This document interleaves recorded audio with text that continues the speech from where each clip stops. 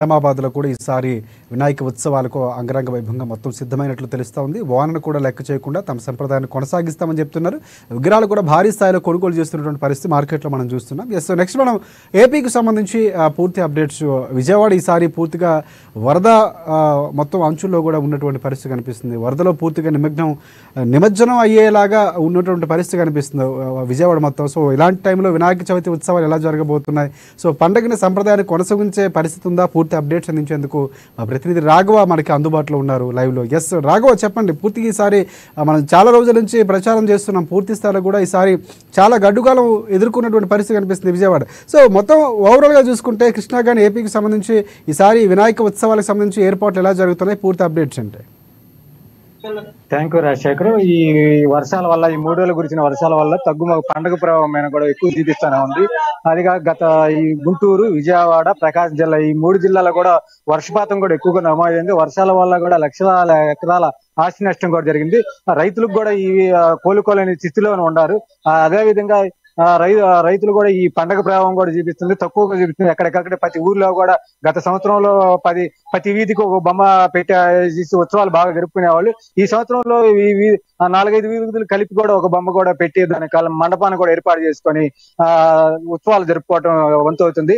అదే విధంగా ప్రభుత్వం కూడా దానికి కఠిన ఆంక్షలు కూడా విధించినట్టు తెలుస్తుంది. అయితే ఇది కూడా ఆన్లైన్ పెట్టారు. ఆన్లైన్ కూడా అప్లై చేసుకొని ప్రతి మండపం దగ్గర సీసీ కెమెరాలు ఏర్పాటు చేసి ప్రతి దానికి మున్సిపాలిటీ, విద్యుత్ శాఖ ప్లస్ మున్సిపల్ విద్యుత్ శాఖ, మళ్ళీ పోలీస్ శాఖ అన్ని అనుమతులు కూడా తీసుకొని ఆ విధంగా ఏర్పాటు చేయాలి. కంపల్సరీగా పోలీస్ అనుమతి కంపల్సరీగా తీసుకొని ఏర్పాటు చేయాలని రాజశేఖర్. అదే విధంగా అయితే ఈ వరద ప్రభావం కూడా ఈ 3 జిల్లాల్లో అయితే వినాయక చవితి పండుగ ప్రభావం ఎక్కువ చూపుతుంది. అదే మనం దగ్గరలోనే పల్నాడు జిల్లా గురిజాల నియోజకవర్గంలో ఉన్న ఆ బొమ్మల తయారు కూడా అతను ఉన్నాడు. ఆల్రెడీ అతను కూడా ప్రభావం చూపించింది. గత సంవత్సరం కన్నా ఈ సంవత్సరంలో కూడా బొమ్మలు కూడా సేల్స్ కూడా తక్కువగా ఉందన్నట్టు కూడా మనతోటి కూడా మాట్లాడడానికి రెడీగా ఉన్నాడు రాజశేఖర్. ఏమంటున్నారు అక్కడ? రేట్లు ఎలా ఉన్నాయి ఈసారి? గతానికి ఇప్పటికి ప్రభావం ఉందా మార్కెట్లో? మీరు ఉన్నటువంటి మార్కెట్లో ఈసారి ఎలాగా వచ్చి భక్తులు ఎవరైతే ఉన్నారో, సో వినాయకాలకు సంబంధించినటువంటి ప్రత్యేక ఆకర్షణగా ఉన్నాయో అక్కడ ఉన్నటువంటి పరిస్థితి అంటే? అలానే వాళ్ళని అడిగి తెలుసుకుందాం. ఎలా సార్, ఎలా పోయిన సంవత్సరం కన్నా గత సంవత్సరం ఎలా ఉండే, రేట్లు ఎలా ఉండే, రైతులు ఎలా తీసుకెళ్తున్నారు, మండపాలు ఏ విధంగా ఉంది? ఈ సంవత్సరం అయితే వర్షాపాత ప్రభావం వల్ల రైతులు చాలా స్లోగా ఉన్నారు. చాలా స్లోగా వస్తుంది, గిరాకీ అయితే రావట్లేదు. కొంచెం ఆర్థికంగా కూడా నష్టపోయినట్టుంది రైతులు.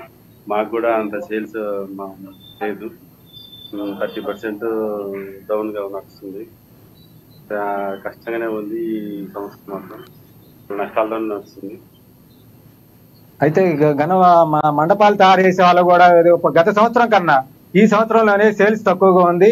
రైతులు కూడా రావట్లేదు. మండపాలు వేసే వాళ్ళు కూడా ఇప్పటికి కూడా మనం చూస్తూనే ఉండే యూజువల్స్ లో అని చాలా విగ్రహాలు కూడా నిలిచిపోయినా ఉన్నాయి. అదే గత సంవత్సరం ఈ సంవత్సరానికి కూడా తేడా ఉందని కూడా మనకి విగ్రహాలు తయారు చేసే అతను అధినేత కూడా చెప్తున్నాడు రాజశేఖర్. రైట్. Thanks for